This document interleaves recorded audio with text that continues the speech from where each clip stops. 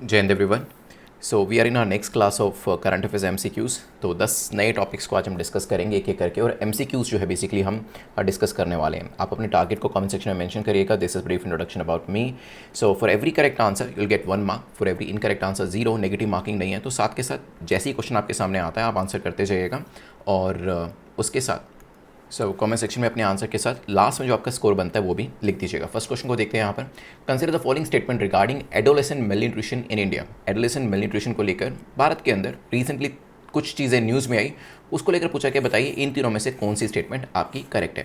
पहली स्टेटमेंट कहती है कि NFHS 6 national family health survey 6th version जो था, इसने क्या बताया कि भारत के अंदर बात करें तो ओबेसिटी जो है वो बड़ी है, और ये विमेन में as compare to the man ज़्यादा है। थिन फैट करके एक फिनोटाइप जो है वो यहाँ पर NFHS 6 या कहें कि इस एडोलेसेंट मेलन्यूट्रिशन को लेकर सामने आई। और ये जो थिन फैट एक टाइपोलॉजी है, इसका मतलब होता है कि ऐसे लोग जो दिखने में तो ओबीज हैं, मतलब आप कह सकते हैं कि चबी हैं, क्योंकि फैट तो कह नहीं सकते ना, but carry low visceral fat. Low visceral fat here means कि जो उनके ऑर्गन्स हैं उनके चारों तरफ जो फैट होता है बेसिकली उसे विसरल फैट कहते हैं। सो वो जो है वो कम है। हो सकता है कि इस टाइपोलॉजी का मतलब यही हो। तीसरी स्टेटमेंट आती है एज पर FSSAI रेगुलेशन, जो food safety security authority of India है, इसकी रेगुलेशन के हिसाब से ये लोग कहते हैं कि HFSS high fat sugar salt food जो है ना, वो स्कूल कैंपसेस के 50 मीटर के दायरे में नहीं बेचा जाएगा। वीडियो को पोस्ट करिए, सोचिए इसके बारे में और आंसर करिएगा कमेंट सेक्शन के अंदर ABCD जो भी आपका आंसर है। यहाँ पर NFHS 6 23-24 में आता है और वो हाईलाइट करता है this sharp rise in adolescent obesity. Obesity जो है बढ़ रही है, इसके बारे में बताता है।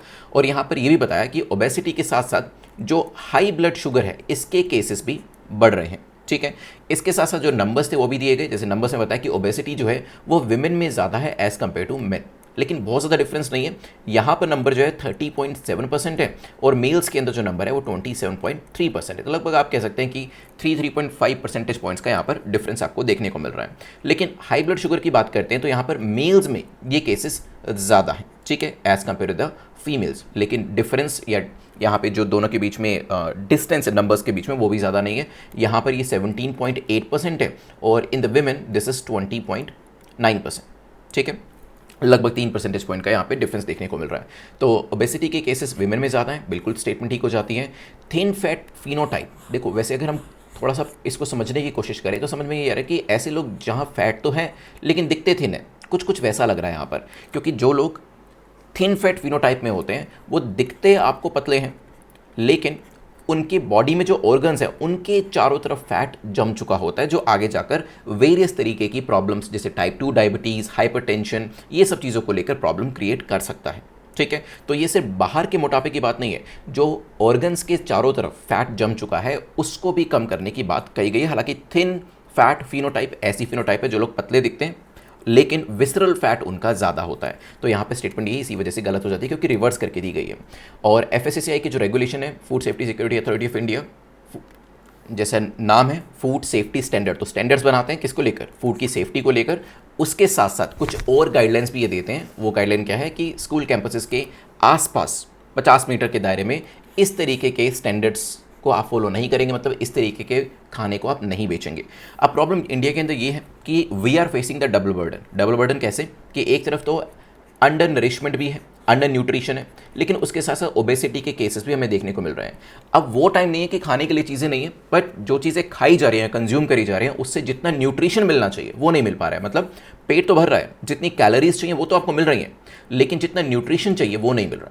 ठीक है, सो यहाँ पर प्रॉब्लम डबल बर्डन की है, अंडर न्यूट्रिशन प्लस ओबेसिटी के केसेस भी बढ़ रहे हैं, ये ध्यान रखिएगा। चलते हैं नेक्स्ट क्वेश्चन की तरफ, जो है गरुणास्त्र को लेकर रिसेंटली से टेस्ट किया गया, टेस्ट फायर किया गया। ये है क्या, क्या ये कोई man portable anti tank guided missile है, हो सकता है।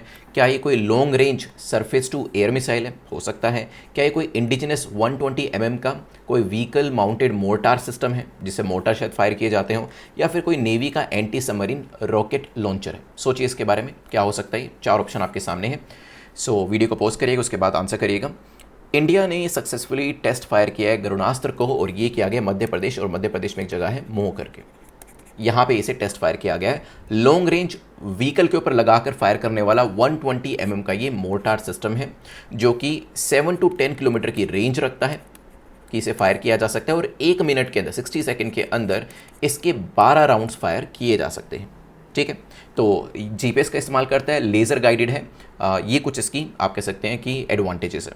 चलते हैं नेक्स्ट क्वेश्चन की तरफ। क्वेश्चन नंबर 3 जो कि अनीमिया मुक्त भारत अभियान ऑपरेशन गाइडलाइंस की बात करता है, और इसमें कहा गया कि जो अनीमिया मुक्त भारत अभियान ऑपरेशन गाइडलाइंस है, इसमें उन्होंने क्या किया, एक हमारी पहले स्ट्रैटेजी होती थी 6x6x6 की, इसको अपग्रेड करके 7x7x7 कर दिया। मे भी कुछ फैक्टर्स बढ़ाए गए होंगे। पहले T3 मॉडल को फॉलो करते थे जिसमें बात करते थे टेस्ट ट्रीट टॉक की, लेकिन अब T4 में ट्रैक को ऐड कर दिया। क्या ट्रैक को ऐड किया या वो पहले से था, ये आपको सोचना है। अनीमिया मुक्त भारत को लॉन्च किया गया था 2018 के अंदर, और इसे किया गया था नेशनल हेल्थ मिशन के अंडर। सोचिए इसके बारे में क्या आंसर हो सकता है, वीडियो को पॉज करिएगा, आपको बताना है करेक्ट इसमें क्या है। अब बात करें अनीमिया मुक्त भारत की, तो सबसे पहले हेल्थ मिनिस्ट्री ने रिलीज़ किया है अनीमिया मुक्त भारत अभियान ऑपरेशनल गाइडलाइंस, क्योंकि 8 साल इसके पूरे हो चुके हैं। ठीक है, 8 साल पूरे हो चुके हैं, ये एक अपने आप में अचीवमेंट है। इसके साथ साथ जो लेगेसी थी वो 6x6x6 की चल रही थी, लेकिन अब उसे बढ़ा दिया गया, 7x7x7 किया गया। मतलब इसमें कुछ फैक्टर्स इंक्रीज़ करे गए हैं। जैसे एक चीज़ इंक्रीज़ करी गई है, जैसे low birth weight babies 0 to 6 months वाले, उनको भी अब कंसिडर किया जाएगा। बेनिफिशियरी के अंदर एक पॉइंट ऐड किया गया है। फिर 7th इंटरवेंशन की राइट ईटिंग होनी चाहिए, उसको ऐड किया गया है। और 7th institutional mechanism digital M&E को ऐड किया गया है। एंकर शिफ्ट की बात करें तो पहले टेस्ट ट्रीट टॉक की बात करी जाती थी, लेकिन ट्रैक करना भी ज़रूरी है, इसको भी यहाँ पर लेकर आए हैं, क्योंकि नहीं तो रिलैप्स हो जाती हैं चीज़ें। ठीक है, उसी चीज़ को रोकने के लिए ही यहाँ पर ट्रैकिंग कि जिसको ट्रीटमेंट दिया है वो सही चल भी रहा है या नहीं चल रहा है, या फिर प्रोग्राम आपका सही चल रहा है नहीं चल रहा है, इसकी बात यहाँ पे करी जाएगी। 2018 के अंदर नेशनल हेल्थ मिशन के अंडर इसे लॉन्च किया गया था, और फोकस है कि प्रिवेंशन से अब हम ट्रीटमेंट की तरफ आगे बढ़ें। तो तीनों स्टेटमेंट ठीक होने की वजह से आंसर हमारा हो जाता है डी। चलते हैं यहाँ से आगे, क्वेश्चन नंबर 4 को देखते हैं। क्वेश्चन नंबर 4 बात कर रहा है महर्षि सुश्रुत की, और अभी इनका एक स्टैचू जो है वो एडिनबर्ग के अंदर अनवील किया गया है। और ये किस रीज़न की वजह से जाने जाते थे, ये आपसे पूछा है। क्या ये सर्जरी के फादर थे, एस्ट्रोनॉमी के फादर थे, मैथमेटिक्स के फादर थे, या इंडियन मेटलर्जी के फादर थे? सोचिए, वीडियो को पॉज करिए, क्योंकि रॉयल कॉलेज जो एडिनबर्ग में है, रॉयल कॉलेज ऑफ सर्जन्स, अब इससे आपको आंसर मिल चुका है। Royal college of surgeons Edinburgh, जिसे बहुत साल पहले 1505 में उस टाइम के किंग जेम्स द फोर्थ के द्वारा एस्टैब्लिश किया गया था। इन्होंने एक ब्रोंज का स्टैचू जो है, आप कहें कि भारत के एक महर्षि का जो ब्रोंज स्टैचू है उसे यहाँ पर लगवाया है। क्यों लगवाया होगा? डेफिनेटली क्योंकि उनका कॉन्ट्रीब्यूशन काफ़ी ज़्यादा है सर्जरी की फील्ड के अंदर। इन्हें फादर ऑफ प्लास्टिक सर्जरी भी कहा जाता है, सर्जरी भी कहा जाता है, प्लास्टिक सर्जरी भी कहा जाता है, दोनों नामों से बुलाया जाता है, ध्यान रखिएगा। एडिशनल इन्फॉर्मेशन की बात करें तो एंशियंट फिजिशियन है, बुक्स भी लिखी हैं, वाराणसी से आते हैं और डिसाइपल माने जाते हैं धन्वंतरी के। क्वेश्चन यहाँ से बन के आ सकते हैं, क्योंकि देखो वैसे एंशियंट हिस्ट्री आप पूरी पढ़ोगे, लेकिन ये ध्यान रखिएगा अगर एंशियंट हिस्ट्री से रिलेटेड कोई भी चीज़ करंट अफेयर्स के अंदर आई है तो वो और भी ज़्यादा चीज़ इंपॉर्टेंट हो जाती है। दोबारा से सुनिएगा, जो भी चीज़ स्टैटिक के अंदर है लेकिन वो करंट अफेयर्स के अंदर आई है, पूछी गई है, तो वो ऑटोमेटिकली इंपॉर्टेंट हो जाती है। तो एंशियंट हिस्ट्री आप पढ़ के ज़रूर जाओगे, लेकिन जो चीज़ें करंट फेज में आ रही हैं वो और भी इंपॉर्टेंट हो जाती हैं, ये ध्यान रखिएगा। ठीक है, अब इन्होंने सुश्रुत संहिता लिखी है। आयुर्वेद के अंदर 3 किताबों को बहुत अहमियत दी जाती है, जिसमें एक है चरक संहिता, एक है सुश्रुत संहिता, ये जो सुश्रुत के द्वारा लिखी गई है, महर्षि सुश्रुत के द्वारा लिखी गई है, और एक है अष्टांग हृदय। ठीक है, एक है अष्टांग हृदय। उनमें से मतलब आयुर्वेद के अंदर जो 3 बुक्स हैं, ट्रायोलॉजी जिसे कहा जाता है, उसमें सुश्रुत संहिता जो है अपने आप में काफ़ी इंपॉर्टेंट बुक है। 300 से ज़्यादा सर्जिकल प्रोसीजर्स इसके अंदर मेंशन किए गए हैं, जैसे आजकल बात होती है राइनोप्लास्टी की, कैटरेक्ट रिमूवल की, फ्रैक्चर मैनेजमेंट की, सिजेरियन डिलीवरी की, ये सभी चीज़ें जो हैं वो बुक के अंदर कहीं ना कहीं किसी ना किसी तरीके से मेंशन करी गई है। ठीक है, याद रहेगा। चलिए यहाँ से आगे बढ़ते हैं क्वेश्चन नंबर 5 की तरफ। क्वेश्चन नंबर 5 की बात करते हैं। Consider the following statement regarding Suman road map 2030। तो इस रोड मैप को लेकर आपके सामने 3 स्टेटमेंट है, पूछा गया है करेक्ट क्या है। देखो इसको सर्कल में डालना जरूरी है ताकि पता चले कि रिक्वायरमेंट क्या है क्वेश्चन की। कई बार यहाँ पे नोट दिया होता है कौन सा सही नहीं है, तो वो भी हमें पता होना चाहिए।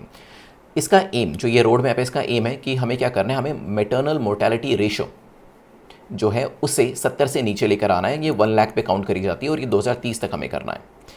अब इसे एंकर किया गया है एक प्रोग्राम, एक फ्रेमवर्क के साथ जिसका नाम है RMNCHA+N।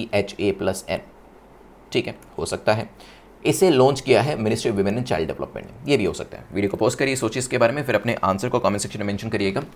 देखो न्यूज़ में क्यों था, अब इससे आपको आंसर भी पता चल जाएगा। यूनियन हेल्थ मिनिस्ट्री ने लॉन्च किया है सुमन रोड मैप 2030। 16th कॉन्फ्रेंस अभी यहाँ पर हुई central council of health and family welfare की, वहाँ पर इसे लॉन्च किया गया। ठीक है, मेन एम यही है कि हमें मैटरनल मोर्टेलिटी रेशो जो है इसे 70 से नीचे लेकर आना है अगले 4 सालों के अंदर। ठीक है, और एंकर किसके साथ किए, किसके साथ इसे जोड़कर देखा जा रहा है, RMNCHA+N फ्रेमवर्क के साथ, जिसका मतलब है reproductive, maternal, newborn, child, adolescent health and nutrition framework के साथ। ठीक है, सेकंड स्टेटमेंट भी ठीक हो जाती है, लेकिन मंत्रालय जैसे मैंने आपको बताया विमेन एंड चाइल्ड डेवलपमेंट नहीं है। कौन सा मंत्रालय है, मंत्रालय हमारा है ministry of health and family welfare. ठीक है, यहाँ तक। सो टाइम बाउंड इंटरवेंशन किया जाएगा शुरुआती दौर में 130 डिस्ट्रिक्ट, फिर धीरे धीरे इसे आगे लेकर जाया जाएगा। करेक्ट आंसर हो जाएगा यहाँ पर बी, क्योंकि 1 और 2 हमारे ठीक हो जाते हैं। नेक्स्ट देखिएगा क्वेश्चन नंबर 6, बास बटालियन रिसेंटली न्यूज़ में थी, किसके द्वारा इस ड्रोन बटालियन को रेज किया गया है। So navy, CRPF, air force, army, 4 option आपके सामने, सोचिए। सो वीडियो को पॉज कर दीजिएगा, बिकॉज न्यूज़ में क्यों था उससे आपको आंसर मिल जाएगा, क्योंकि इंडियन आर्मी ने सेट किया है कि वो स्पेशलाइज्ड ड्रोन्स के यूनिट जो है, बास बटालियन जो नाम दिया गया है, इसे रेस कर रहे हैं। ठीक है, और इससे क्या होगा, अनमेंड वॉरफेयर, क्योंकि आने वाला ज़माना जो है ना वो अनमेंड वॉरफेयर का ही रहने वाला है। ठीक है, ये हमने रशिया और यूक्रेन के वॉर में भी देखा, यूक्रेन ने बहुत जगह पर ड्रोन्स का इस्तेमाल किया। ऑपरेशन सिंदूर में भी हमने ये चीज़ देखी कि पाकिस्तान की तरफ से, हालांकि हमने भी काफ़ी ड्रोन्स का इस्तेमाल किया, उनकी तरफ से तो ड्रोन्स ही इस्तेमाल किए गए। तो फ्यूचर में जो जितना बेहतर टेक्नोलॉजी रखेगा ड्रोन्स के मामले में, चाहे वो सर्वेलेंस के लिए हो, क्योंकि ड्रोन्स का इस्तेमाल सर्वेलेंस के लिए किया जाता है, रिकनॉइसेंस के लिए किया जाता है, इंटेलिजेंस गैदरिंग के लिए किया जाता है, और हाँ, अटैक के लिए तो किया ही जाता है। तो जो बेहतर ड्रोन्स की आप कह सकते हैं टेक्नोलॉजी जिसके पास होगी, वो यहाँ पर अपर हैंड रखेगा। आप देखिए ईरान की भी अगर हम बात करते हैं तो उनके पास भी कौन से ड्रोन्स हैं, उनके पास भी जो उनके शायद ड्रोन्स हैं, इनका इस्तेमाल वो कर रहे हैं। ठीक है, तो यहाँ पे UAV जो है, अनमैन्ड एरियल व्हीकल ड्रोन्स जो है, इनका इस्तेमाल आगे और भी ज़्यादा होगा। इसी चीज़ को ही ध्यान में रखकर इंडियन आर्मी जो है स्पेशलाइज्ड ड्रोन यूनिट जो है उसको रेस करे, जिसका नाम बास बटालियन रखा गया। नेक्स्ट देखिएगा, 3 स्टेटमेंट है और एक इसको लेकर है, भारत के पहले 3D प्रिंटेड आर्टिफिशियल रीफ को लेकर। अच्छा, भारत में ऐसा कुछ बनाया जा रहा है, उसको लेकर 3 स्टेटमेंट्स हमारे सामने हैं, देखते हैं इसे। पहला है, रीफ मॉड्यूल जो है इसे डिप्लॉय किया जाएगा रामनाथपुरम कोस्ट, जो कि तमिलनाडु के अंदर है, हो सकता है। अगर हम कन्वेंशनल रीफ्स की बात करें तो वहाँ पर क्या होता है, वहाँ पर जो भी चीज़ें होती हैं इन मॉड्यूल्स के अंदर उसका इस्तेमाल नहीं हो रहा है। तो यही चीज़ यहाँ पे कही गई, अनलाइक कन्वेंशनल रीफ्स, इन मॉड्यूल्स के अंदर हैवी आयरन रीइंफोर्समेंट का इस्तेमाल किया जा रहा है फॉर स्ट्रेंथ। और हो सकता है ये इस तरीके से जो लिखा है कि हो सकता है कन्वेंशनल रीफ्स में इसका इस्तेमाल ना किया जाता हो। तीसरा है, प्रोजेक्ट जो है उसे इंप्लीमेंट किया जा रहा है प्रधानमंत्री मत्स्य संपदा योजना के अंतर्गत। सोचिए, वैसे यहाँ पर बात करें तो तमिलनाडु अपने आप में भारत की पहली 3D printed artificial reef module को यहाँ पर मरीन हैबिटेट के रेस्टोरेशन के लिए लेकर आ रहा है। ठीक है, पायलट डिप्लॉयमेंट होगा कहाँ पर, रामनाथपुरम कोस्ट के अंदर, पहली स्टेटमेंट ठीक हो जाती है। और मत्स्य संपदा योजना के अंतर्गत इसे लेकर आया जा रहा है, वो भी ठीक है। लेकिन सेकंड स्टेटमेंट हमारी गलत हो जाती है, क्योंकि कन्वेंशनल रीफ्स की बात करते हैं तो वहाँ पर रीइंफोर्स कॉन्क्रीट रीफ्स का इस्तेमाल किया जाता था। जो अभी की जो मॉड्यूल्स हैं, मतलब ये जो 3D प्रिंटेड मॉड्यूल्स हैं, ये आयरन रीइंफोर्समेंट का इसमें कोई रोल नहीं है। ये 3D प्रिंटेड स्ट्रक्चर्स जो बनाए जा रहे हैं इसमें आयरन रीइंफोर्समेंट नहीं किया जा रहा, जो कि पुरानी रीफ्स के अंदर हमें देखने को मिलता था। ठीक है, सो आप ऐसे कह सकते हैं, unlike conventional reefs, these modules they don't rely on heavy iron reinforcement. तो यहाँ पे तो ये लिखा है कि they don't rely on heavy iron reinforcement for strength, जो कि पुरानी रीफ्स किया करती थी। पुरानी रीफ्स के अंदर हैवी आयरन रीइंफोर्समेंट, कई बार कॉन्क्रीट का रीइंफोर्समेंट किया जाता था ताकि स्ट्रेंथ दी जा सके उस एरिया को। लेकिन अभी की 3D प्रिंटेड रीफ्स के अंदर ऐसा नहीं किया जा रहा है। तो 1 और 3 हमारी ठीक है, तो करेक्ट आंसर क्या हो जाएगा, सी। नेक्स्ट देखिएगा, क्वेश्चन नंबर 8 हमारे सामने है, जो कि नंदा प्रभु केम्पे गौड़ा के बारे में। रिसेंटली न्यूज़ में थे, हिस्टोरिकली किस सिटी के फाउंडर के तौर पर इन्हें याद किया जाता है या क्रेडिट दिया जाता है। इंटरेस्टिंग सवाल है, बिकॉज आई रिमेंबर हम लोगों की जब भारत दर्शन चल रहा था तो उस टाइम पर इस सिटी में विज़िट करने का मौका मिला, और वहाँ पर एयरपोर्ट पे जब डीबोर्ड किया तो मुझे अच्छे से याद है कि वहाँ पर एयरपोर्ट का जो नाम था वो भी ये था। तो करेक्ट आंसर जो है वो है बेंगलुरु। अभी न्यूज़ में क्यों था, देखो वैसे ही जैसे अगर आप बेंगलुरु में कभी गए विजिट करने के लिए या फिर कुछ थोड़ा बहुत भी आइडिया वहाँ से लगेगा, तो ये चीज़ें आप कनेक्ट करके देख सकते हैं। Not everything is mentioned in the book, बहुत सारी चीज़ें आप अपने चारों तरफ से भी ले सकते हैं जो कहीं ना कहीं आपको एग्जाम में हेल्प कर सकती है। जैसे अगर हम बेंगलुरु इंटरनेशनल एयरपोर्ट की बात करते हैं तो वो भी जो ग्रेट पर्सनैलिटीज़ हैं उनके नाम पर वो नाम रखा गया है। ठीक है, द वाइस प्रेसिडेंट ने अभी अपने ट्रिब्यूट पे किए हैं नंदा प्रभु केम्पेगौड़ा जी को on his 517th birth anniversary. ठीक है, so Bengaluru is the correct answer. Historically credit दिया जाता है उनको कि बेंगलुरु सिटी को उन्होंने फाउंड किया था, एज ए फाउंडर के तौर पर वो जाने जाते हैं। ठीक है, करेक्ट आंसर हो जाएगा हमारा ए। चलते हैं यहाँ से आगे, क्वेश्चन नंबर 9 को देखते हैं। कंसिडर द फॉलोइंग स्टेटमेंट, किस चीज़ को लेकर है? नेशनल इन्वेस्टमेंट इंफ्रास्ट्रक्चर फंड को लेकर पूछा गया है। बताइए करेक्ट इसमें क्या है। ये इंडिया का पहला सोवरेन वेल्थ फंड है, रजिस्टर किया गया है सेबी के साथ कैटेगरी 2 के अंदर, और AIF के तरीके से। NIIF जो है Holi 100% owned by government of India. सोचिए, यूनियन कैबिनेट ने अप्रूव किया एडिशनल 30,000 करोड़, 30,000 करोड़ जो है वो यहाँ पर एलोकेट किए, एक तरीके से कमिटमेंट दिया ताकि न्यू फंड लाया जा सके under the NIIF, that is national investment and infrastructure fund. तो NIIF जो है इंडिया का पहला सॉवरेन वेल्थ फंड है और क्रिएट किया गया है ताकि भारत के अंदर इंफ्रास्ट्रक्चर को बढ़ाया जा सके। पहला सॉवरेन वेल्थ फंड है जिससे इंफ्रास्ट्रक्चर को बढ़ावा मिलने वाला है। फिर हम बात करते हैं सेकंड स्टेटमेंट की, क्या सेबी के अंदर रजिस्टर्ड है? बिल्कुल ठीक है। एज एन AIF इसे रजिस्टर किया गया है, बिल्कुल ठीक है। अब तीसरी स्टेटमेंट की बात करें, गवर्नमेंट ऑफ इंडिया का इसके अंदर जो शेयर है वो है 49%। ठीक है, नॉट 100%, यहाँ तक करेक्ट है। So it is independent in its investment decision. और अगर हम बात करें एसेट अंडर जो मैनेजमेंट है वो कुछ $5 बिलियन के आसपास की है। इंडिया का बिगेस्ट इंफ्रास्ट्रक्चर फंड आप इसको कह सकते हैं। ये कहाँ पर इन्वेस्ट करता है? Green field and brown field projects के अंदर। ग्रीन फील्ड जो बिल्कुल नए से, जिसकी बिल्कुल शुरू से शुरुआत करी जाती है। ब्राउन फील्ड होते हैं जो स्टॉल्ड प्रोजेक्ट होते हैं, या फिर कहें कि जिसमें जो पुराने प्रोजेक्ट्स होते हैं जिन पे आपको फर्दर काम करना होता है। And then the stalled projects जो हैं उनके अंदर भी ये पैसा लगाता है। ठीक है, यहाँ तक। सो 3 स्टेटमेंट में से 2 स्टेटमेंट्स हमारी ठीक हो जाती है, पहली और दूसरी, और तीसरी स्टेटमेंट हमारी गलत है। करेक्ट आंसर हो जाएगा बी। नेक्स्ट देखिएगा क्वेश्चन नंबर 10 को, जो एथिक्स बेस्ड क्वेश्चन हमारा रहने वाला है। So you are the headmaster of government school that urgently needs funds for sports infrastructure. A package snack company offers a large donation. तो आप यहाँ पे प्रिंसिपल है या हेडमास्टर हैं, और किस चीज़ की ज़रूरत है? यहाँ पर स्पोर्ट्स इंफ्रास्ट्रक्चर के लिए फंड्स की ज़रूरत है। और एक पैकेज स्नैक कंपनी है जो हो सकता है कि जंक फूड, HFSS याद होगा आपको, क्या है ये? जिसमें सोल्ट शुगर कंटेंट ज़्यादा है, जो स्कूल के आसपास बेचना मना है। तो ये इस तरीके का जंक फूड बेचते हैं और ये कह रहे हैं कि हम क्या करेंगे, आप इसकी एडवर्टीजमेंट करिए स्कूल की कैंटीन के अंदर और हम आपको ये फंड दे देंगे।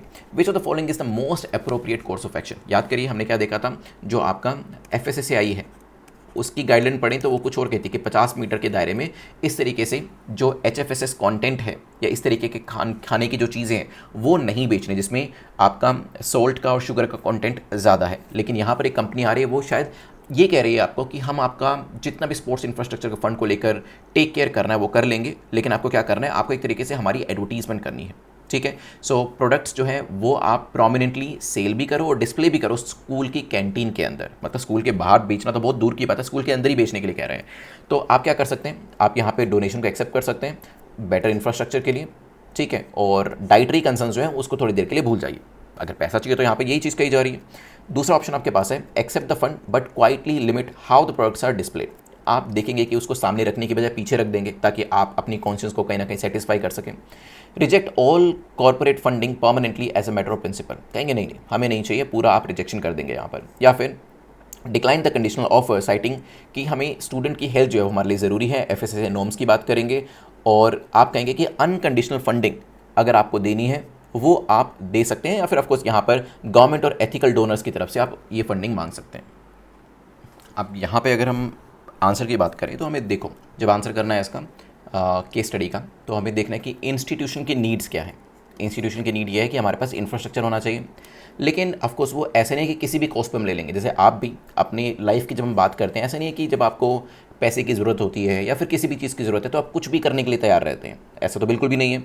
यू नो कि मेरे बाउंड्रीज़ क्या हैं, इन बाउंड्रीज़ के अंदर जो जो चीज़ें करी जा सकती है वही मैं करूँगा, और ऐसी कोई अनएथिकल चीज़ करने के लिए कहा जाता है तो वो मैं नहीं करूँगा। ठीक है, यही होता है। तो यहाँ पर भी हमें क्या करें, इंस्टीट्यूशन नीड्स को भी ध्यान में रखना है, लेकिन पब्लिक वेलफेयर इंटेग्रिटी को भी ध्यान में रखना है। पब्लिक सर्वेंट यहाँ पर जो हेडमास्टर है उनकी प्राइमरी ड्यूटी है कि स्टूडेंट के वेलफेयर को ध्यान में रखा जाए, लेकिन ऑब्जेक्टिविटी, इंटेग्रिटी और बेनिफिसेंस ये सब चीज़ों को ध्यान में रखते हुए। ठीक है, हम हेल्थ को भी, जस्ट बिकॉज हमें इंफ्रास्ट्रक्चर चाहिए इसका मतलब ये नहीं कि हम बच्चों की हेल्थ को कॉम्प्रोमाइज़ कर लें या फिर उसको सेक्रीफाइस कर दें। तो फंड्स के लिए हेल्थ को सेक्रीफाइस करना तो कहीं से नहीं बनता है। तो यहाँ पर ऑप्शन ये तो ये कह रहा है कि डोनेशन ले लो, पैसा ले लो और एक तरीके से बच्चों की हेल्थ को आप बेच दो, जो कि सही नहीं है बिल्कुल भी। क्या करोगे स्पोर्ट्स इंफ्रास्ट्रक्चर यहाँ पे खड़ा करके या बना के, जब बच्चे आपके हेल्दी नहीं होने वाले हैं, ठीक है, क्या ही वो खेलेंगे और क्या ही परफॉर्म करेंगे जब उनकी बॉडी में ही जहर जा रहा होगा। तो करेक्ट आंसर हो जाएगा यहाँ पे, अभी ऑफकोर्स इनकरेक्ट आंसर ए तो रहेगा, आप एलिमिनेट कर सकते हैं। करेक्ट आंसर पे पहुँचने से पहले बी को देखते हैं। बी भी डिसेप्टिव है। क्यों? कह रहे फंड ले लो, लेकिन उसके बाद कह रहा है कि quietly limit how the products are displayed, लेकिन यहाँ पर कंजम्पशन तो फिर भी होगा उसका। तो यहाँ तो आप दोनों को चीट कर रहे हो। तो आपने जिसको प्रॉमिस किया उसके प्रोडक्ट भी नहीं दिखा रहे और बच्चों को वो जो कंज्यूम करने के लिए मिल रहा है वो भी गलत है। तो डिसेप्टिव है, ट्रांसपेरेंसी नहीं है इसके अंदर, ठीक है। तीसरा देखते हैं, रिजेक्ट ऑल कॉर्पोरेट फंडिंग। ये क्या दिखाता है? ये कहीं ना कहीं रिजिडनेस दिखाता है कि जहाँ पर जो लोग सच में आपका फ़ायदा करने के लिए, क्योंकि देखो हर व्यक्ति ऐसा नहीं है कि जो ये कहेगा कि आप मेरा प्रोडक्ट बेचो तभी मैं आपको ये हेल्प करूँगा। There can be some companies जो CSR सपोर्ट आपको दे दे और उनको ये करना ही है, क्योंकि लॉ ने उनको कहा है कि आपको अपने एवरेज प्रॉफिट्स का 2% जो है वो ऐसी एक्टिविटी में लगाना ही है। तो आप सारा यहाँ पे ब्लैंकेट बैन जो है वो नहीं लगा सकते, आप केस बाय केस बेसिस पे मेरे हिसाब से आपको देखना चाहिए, ठीक है। अब होल्ड्स चाइल्ड हेल्थ, यहाँ पर जो नेक्स्ट है हमारा कि आप कंडीशनल ऑफर को मना करेंगे, स्टूडेंट की हेल्थ का ध्यान रखते हुए, FSSAI के नॉर्म्स को ध्यान में रखते हुए अनकंडीशनल फंडिंग की बात करेंगे, चाहे वो गवर्नमेंट से मिले या एथिकल डोनर्स मतलब चाहे प्राइवेट सेक्टर से आपको मिले, ठीक है। आपको चाइल्ड की हेल्थ को प्रायोरिटी देनी है FSSAI नॉर्म्स और ट्रांसपेरेंसी को फॉलो करते हुए, और उसके बाद भी ऐसे लोग आपको ज़रूर मिल जाएंगे जो आपको फंड करने के लिए तैयार रहेंगे, जो आपको फंडिंग दे देंगे ताकि आप इंफ्रास्ट्रक्चर अपना क्रिएट कर पाएँ, ठीक है। तो हमने integrity, objectivity, public interest, non maleficence को ध्यान में रखते हुए डिसीजन जो है वो अपना लिया है, ताकि स्कूल के इर्द गिर्द HFSS प्रोडक्ट्स भी ना बिके, कैंटीन के अंदर भी ना बिके और स्पोर्ट्स इंफ्रास्ट्रक्चर भी हमारा तैयार हो जाए, ठीक है। एक अच्छा आंसर जो है, अगर हम मेंस में भी जाएं तो एक अच्छा आंसर जो है वो एक्सप्लोर करता है कॉन्फ्लिक्ट ऑफ इंटरेस्ट को, और फिर कहीं ना कहीं यहाँ पर इंस्टीट्यूशनल इंटरेस्ट और साथ ही साथ एक बाउंड्री में रहकर काम करने को कहीं ना कहीं एनकरेज करता है। आपका जितना भी स्कोर है कमेंट सेक्शन में जरूर बताइएगा। Thanks for watching. जय हिंद।